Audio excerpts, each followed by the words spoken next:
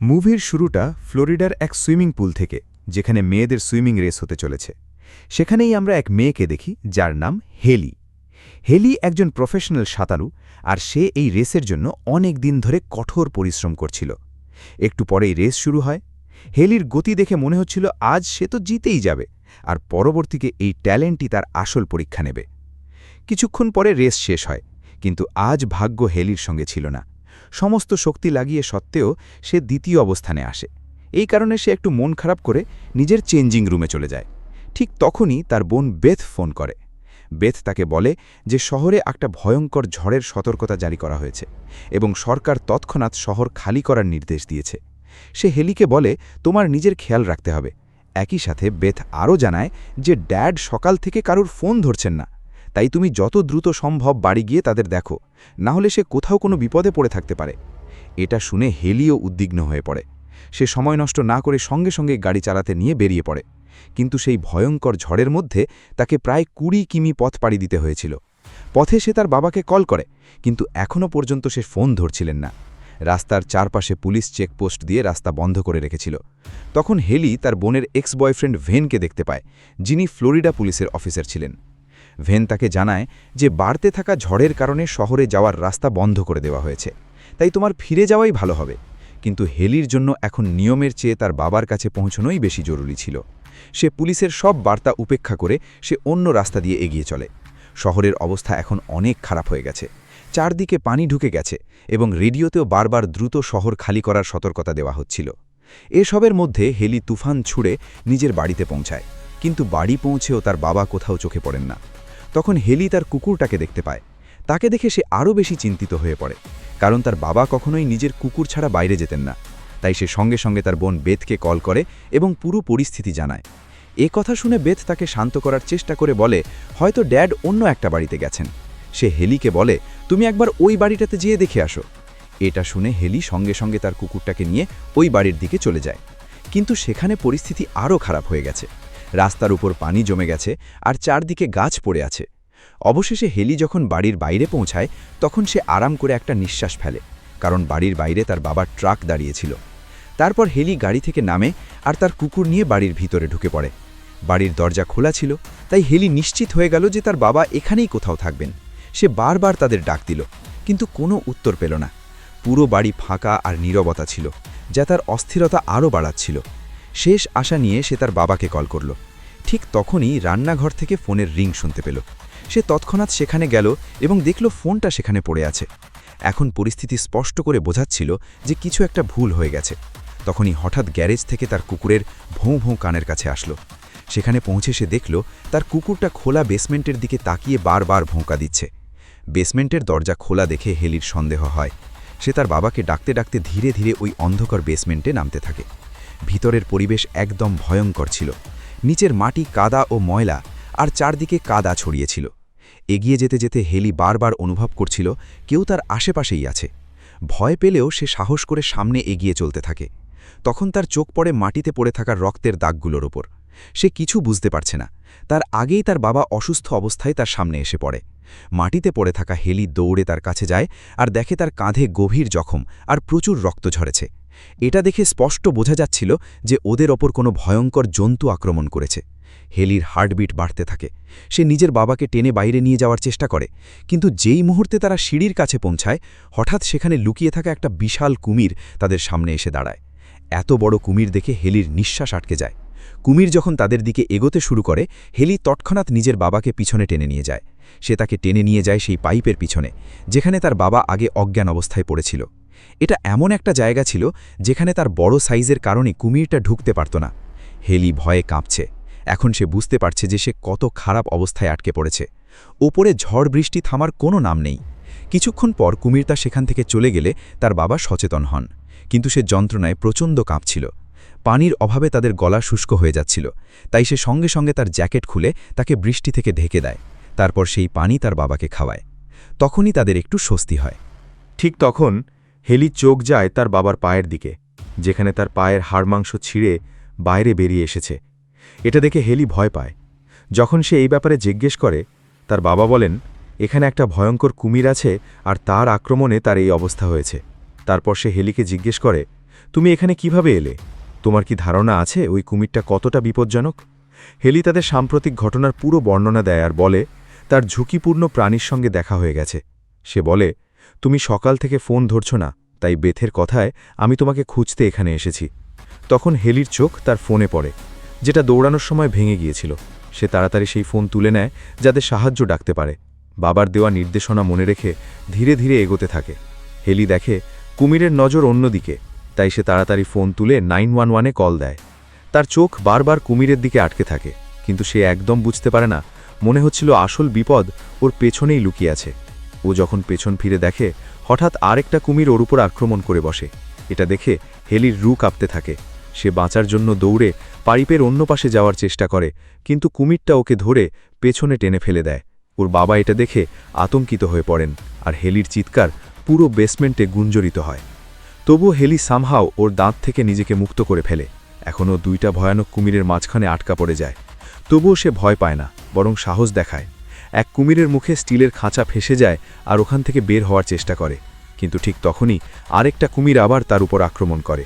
সে কিছু করতে পারার আগেই হেলি ওখানে পড়ে থাকা একটা স্ক্রুড্রাইভার তুলে নিয়ে সরাসরি তার চোখে ঠুকিয়ে দেয়। তারপর সে তৎক্ষণাৎ দেওয়ালের একটা পাতলা গলিতে ঢুকে লুকিয়ে যায়। এখন একদিকে অন্ধ হয়ে যাওয়ার কারণে কুমির তাকে দেখতে পায় না আর ঘুরে সেখান থেকে চলে যায়। ঠিক তখনই আমরা দেখি হেলির শেষ আশা, অর্থাৎ তার ফোন, কুমিরের পায়ের নিচে পিছলি হয়ে চূর্ণ হয়ে যায়। হেলির শ্বাসপ্রশ্বাস দ্রুত হয়ে উঠেছিল। সে বিশ্বাসই করতে পারছিল না যে সে সেই ভয়ঙ্কর ঘড়িয়ালের থাবা থেকে বেঁচে পেরেছে। তখনই তার বাবা তাকে ডেকে বললেন, হেলি। ব্যথায় ভরা কণ্ঠে উত্তর দিল, আমি ঠিক আছি। কিন্তু আসলে সে একদম ঠিক ছিল না। সেই ঘড়িয়ালের আক্রমণে তার পা মারাত্মকভাবে জখম হয়ে গিয়েছিল। হেলি অসহনীয় ব্যথায় কাঁপছিল। তারপর সে একটি গভীর শ্বাস নিল আর কাঁপতে থাকা হাত দিয়ে তার ক্ষতস্থানে ব্যান্ডেজ শুরু করল। এখন তারা দুজনেই ওই অন্ধকার জায়গায় আটকা পড়েছিল। না কোনো আলো, না সাহায্যের কোনো আশা। আর তার থেকেও বড় সমস্যা ছিল, বাইরে পানি ধীরে ধীরে বেসমেন্টের ভিতরে ভর্তি হতে শুরু করেছে। দুজনেই বুঝতে পারল তারা যত তাড়াতাড়ি সম্ভব এখান থেকে বের হয়ে যেতে হবে, কারণ একবার পুরো পানি ভর্তি হয়ে গেলে কুমিরদের থেকে বাঁচা প্রায় অসম্ভব হয়ে যাবে। তখনই হেলির বাবা রডের সাহায্যে নিজের পায়ের হাড়টা আবার ভেতরে ঠেলে দিয়ে বেল্ট দিয়ে পাটা শক্ত করে বেঁধে নিলেন, যাতে একটু সমর্থন পায়। যখন হেলি চারপাশে কোনো গতি বা ঝুঁকি অনুভব করল না, তখন সে বাইরে বেরিয়ে ধীরে ধীরে এগোতে লাগল। তখনই সে রোশনদানের বাইরে রাস্তায় কিছু গতি দেখতে পেল। সে দেখল পানি থেকে ভারী রাস্তার ওপর কিছু চোর এটিএম মেশিন চুরি করে নিয়ে যাচ্ছিল। সাহায্যের আশায় হেলি জোরে জোরে চিৎকার করে আর তাদের দিকে টর্চের আলো দিয়ে দেখায়। ভাগ্যক্রমে এক চোর ওই টর্চের আলো দেখতে পায়। সে হেলির দিকে এগোতে থাকে। তখনই তার সঙ্গী পেছন থেকে জোরে চেঁচায়। সে পেছন ফিরে তাকায়, একটা কুমির তার সঙ্গীকে ধরে পানির মধ্যে টেনে নিচ্ছে। এটা দেখে তার রক্ত জমে যায়। সে তৎক্ষণাৎ দৌড়ে দোকানের ভিতরে ঢুকতে চায়, কারণ তার ভাই এখনও দোকানের ভিতরে ছিল। কিন্তু তার ভিতরে ঢুকার আগেই কুমিরও পৌঁছতে পারল আর ততক্ষণে ওর উপর আক্রমণ করল। ওর ভাই কিছু বুঝার আগেই সেই কুমিরটা ওকেও শিকার করে ফেলে। এই দৃশ্য দেখে হেলি ভেতর থেকে কাঁপতে শুরু করল। তার শেষ আশাও শেষ হয়ে গিয়েছিল। এখনও বুঝতে পারল এই এলাকা একদম খোলা সমুদ্রের মতো হয়ে গেছে, যেখানে শুধু এই রাক্ষস কুমিরদের রাজত্ব চলছে। তখনই ওর বাবা ওকে একটা কোণে থাকা একটা রাস্তার কথা বললেন, যা সরাসরি ওপরের বাড়ির এন্ট্রেন্স পর্যন্ত যায়। তিনি বললেন, বেসমেন্টের সব পাইপ ওই ছিদ্র দিয়ে ওপরে উঠ। যদি তুমি ওখানের দরজা খুলতে পারো, তাহলে আমরা এখান থেকে বাহিরে যেতে পারবে। তারপর হেলি ধীরে ধীরে সেই কোণের দিকে এগোতে থাকে, যেখান থেকে বের হওয়ার রাস্তা ছিল, কিন্তু কুমিরদের দিকে নজর রাখতে থাকে। অনেক চেষ্টা করেও সেই দরজার লক খুলতে পারে না। আসলে ওই দরজার উপর ভারী ফার্নিচার রাখা ছিল, যার কারণে হেলির জন্য সেটি খুলে ফেলা প্রায় অসম্ভব হয়ে যায়। এখন হেলি পুরোপুরি হতাশ হয়ে পড়ে। তার সাহস ধীরে ধীরে ভেঙে যেতে থাকে। এদিকে বেসমেন্টে পানি বাড়তে দেখে তার বাবা আন্দাজ করেন প্রায় 1 ঘন্টার মধ্যে পুরো বেসমেন্ট পানিতে ডুবে যাবে। অর্থাৎ যদি 1 ঘন্টার মধ্যে তারা এখান থেকে বের না হয়, তাহলে তো তারা পানিতে ডুবে মারা যাবে। ঠিক তখন বাইরে থেকে কারোর আওয়াজ শোনা যায়। হেলি তাড়াতাড়ি সেই ছোট গর্ত থেকে বাইরে ঝুঁকে দেখে আর দেখে যে 2 পুলিশ এসেছে। তাদের মধ্যে একজন তরুণ অফিসার ভ্যান ছিল। তারপর ভ্যান তার সাথীকে বাইরে থাকতে বলে এবং নিজে হেলির বাড়ির দিকে এগিয়ে যায়। আসলে সে দেখতে এসেছে হেলি ফিরে এসেছে কিনা। ভ্যান আসায় তাদের মধ্যে আসার এক নতুন আলো জ্বলে ওঠে। হেলি তাড়াতাড়ি সাহায্য চাইতে চিৎকার করতে শুরু করে, কিন্তু তীব্র ঝড় আর ঝড়ের তীব্র বৃষ্টির কারণে তার আওয়াজ ভ্যান পর্যন্ত পৌঁছতে পারে না। তাই তার বাবা একটা ফাওড়া নিয়ে পাইপে ধাক্কা দিয়ে আওয়াজ করতে থাকেন। সেই আওয়াজ ভ্যান পর্যন্ত পৌঁছে যায় আর ভ্যান সেই আওয়াজের পেছনে পেছনে বেসমেন্টে চলে যায়। কিন্তু সে একদমই ভাবতে পারেনি যে সে সরাসরি মৃত্যুর মুখে যাচ্ছে। যতক্ষণ সে ভিতরে ঝুঁকে দেখে হেলি তাকে দেখতে পায়। হেলি তাকে সতর্ক করে ভিতরে ঢুকতে বারণ করছিল, কিন্তু ভ্যান কিছুই বুঝতে পারেনি। আর হঠাৎ করেই একটা কিমার তার ওপর আক্রমণ করে। তাকে বাঁচাতে হেলি তার দিকে দৌড়ায়, কিন্তু তখন অনেক দেরি হয়ে গেছে। তার খেলা শেষ হয়ে গেছে। তার সাথীকেও অনেকগুলো কুমির ঘেরাও করে নির্মমভাবে মেরে দেয়। এর সঙ্গে তাদের সব শেষ আশা পুরোপুরি শেষ হয়ে যায়। এখন পানি তাদের গলায় পৌঁছে গেছে। হেলি তার বাবাকে জড়িয়ে ধরে কেঁদে ওঠে। হেলির ভাঙা চেহারা দেখে তার বাবা তাকে সাহস দেন। তিনি বলেন, কাঁদলে কিছু হবে না, কিছু হোক বা না কেন আমাদের শেষ নিঃশ্বাস পর্যন্ত হার মানতে হবে না। তারপর তিনি তাকে একটা প্ল্যান বলেন। তিনি বলেন, আমি চিৎকার করে এই কুমিরদের মনোযোগ আমার দিকে আকর্ষণ করব, আর ঠিক তখনই তুমি ড্রেনেজ পাইপ দিয়ে বেরিয়ে যাবে। তারপর তার বাবা ইট দিয়ে পাইপে জোরে জোরে আঘাত করতে শুরু করেন। শব্দ শুনেই একটা কুমির তার দিকে এগোতে শুরু করে, কিন্তু শেষ মুহূর্তে হেলির বাবা উপর থেকে কংক্রিট ফেলে দেন, আর কুমিরটি তাতে জোরে আটকে যায়। ওই সময় হেলি সাঁতরে ড্রেনেজ পাইপে পৌঁছে গেছে, কিন্তু ঠিক তখনই সে একটা ভয়ঙ্কর সত্য জানে, যে বেসমেন্টে তারা লুকিয়েছিল ওখানে কুমিরদের দর্জন দর্জন ডিম পড়েছিল। তখন হেলি বুঝতে পারে যে ওই কুমিরগুলো এত এত আগ্রাসী কেন ছিল। ঠিক তখনই তার নজর পড়ে ভ্যানের মৃতদেহের উপর, যাকে সেই কুমিররা নির্মমভাবে মেরে ফেলেছিল। হেলি তার কাছ থেকে একটা বন্দুক পেয়ে যায়। এদিকে ড্রেনেজ পাইপ দিয়ে আবার অন্য একটা কুমির ঢুকতে শুরু করে। এই বিপদের কথা না জেনে হেলি কিছু বুঝতেই পারার আগেই সেই কুমির তার হাতকে জোরে জোরে জিভ দিয়ে ধরে ফেলে। হেলি ব্যথায় কেঁপে ওঠে, কিন্তু এটা তার জন্য একটা সুযোগও ছিল। সে সঙ্গে সঙ্গেই কুমিরের পেটের ভেতরেই গুলি চালিয়ে দেয়। গুলির কারণে সেই কুমির সেখানেই পড়ে যায়। যদিও এই হামলায় হেলির হাত মারাত্মকভাবে আহত হয়, কিন্তু এখন থামার কোনো সময় ছিল না। তার এখনও প্রায় 5 মিটার লম্বা সেই ড্রেনেজ পাইপও পার করতে হবে। হেলি একটা গভীর শ্বাস নেয় আর সাহস জুগিয়ে এগিয়ে যেতে শুরু করে। তার জন্য শ্বাস ধরে এতদূর সাঁতার কাটা কোনো কঠিন কাজ ছিল না, কিন্তু তার সামান্য একটা ভুলও তাকে সরাসরি মৃত্যুর মুখে ঠেলে দিতে পারত। ঠিক তখনই সে পাইপের অন্য পাশে একটা কুমির দেখতে পায়। এখন তার সামনে এগোবার ছাড়া আর কোনো রাস্তা ছিল না। সে সব শক্তি দিয়ে সাঁতার কেটে যেভাবে হোক ওই পাইপটা পার হতে পারে, কিন্তু ঠিক যখন সে বাইরে বেরিয়ে আসে তখন দ্বিতীয় কুমির তার উপস্থিতি টের পায়। কিন্তু ওই কুমির আসার আগেই হেলি পানি থেকে বেরিয়ে আসে। তাড়াতাড়ি সাঁতার কাটা তো তার কাজই ছিল। আরেকদিকে বেসমেন্ট পুরোপুরি পানি দিয়ে ভরে গিয়েছিল, আর তার বাবা কষ্ট করে শ্বাস নিতে পারছিলেন। অন্যদিকে হেলি দৌড়ে বাড়ির ভিতরে ঢুকে জোরে জোরে পেটাতে শুরু করে কাঠের ফ্লোর। তখন তার বাবা প্রায় পুরো পানিতে ডুবে গিয়েছিলেন, কিন্তু শেষ মুহূর্তে হেলি তাকে টেনে বাইরে এনে বাঁচিয়ে ফেলে। তার যখন বোধ হয়, হেলি কেঁদে কেঁদে তাকে জড়িয়ে ধরে। এরপর দুজন হেঁটে হেঁটে বাড়ির বাইরে আসে, কিন্তু বাইরে এসে দেখেন তাদের গাড়িটা পুরো পানির নিচে ডুবে গেছে। তখন হেলির বাবার চোখ পড়ে দূরে ভাসমান একটা নৌকার ওপর। তিনি বলেন, যাই হোক আমাদের ওই নৌকাটার কাছে পৌঁছতেই হবে। কিন্তু চারপাশে জলমগ্ন কুমিরগুলো দেখে হেলি বলে, এটা অসম্ভব। এই কথা শুনে তার বাবা শান্ত স্বরে বলেন, আমরা কোনো আওয়াজ না করে ধীরে ধীরে এগোব। আমার কথা শোনো, আমাদের কিছু হবে না। তারপর তিনি বলেন, আমাদের দ্রুত এখান থেকে বেরিয়ে যেতে হবে। আবহাওয়া দেখে এটা স্পষ্ট, নদীর বাঁধ যে কোনো সময় ভেঙে যেতে পারে। তার আগে আমাদের এখান থেকে দূরে চলে যেতে হবে। তারা দুজন তাদের কুকুর নিয়ে ধীরে ধীরে পাড়ি দিয়ে পানিতে নামল। খুব সাবধানে, কোনো আন্দোলন না করে সামনে এগুচ্ছিল তারা।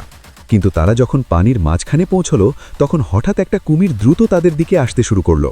তারা একদম নড়ল না, আর কুমিরটা তাদের মাঝ দিয়ে চলে গেল। ঠিক তখন দূর থেকে নদীর বাঁধ ভাঙার জোরালো শব্দ শোনা গেল। সেটা শুনে তার বাবা বলল, আমাদের এখন একদম সময় নেই। তোমাকে সাঁতার কেটে ওই নৌকাটি পর্যন্ত যেতে হবে, আর এটা এখানে নিয়ে আসতে হবে। তুমি পারবে? যাও। হেলি সাহস যোগায় আর দ্রুত সাঁতার কেটে নৌকাটির দিকে এগোতে থাকে। তার হুলস্থুল দেখে সব কুমির তার পিছে ধাওয়া করে, কিন্তু হেলি সময়মতো নৌকাটির কাছে পৌঁছে যায়। বাঁধের পানি এখন দ্রুত তাদের দিকে ছুটছে।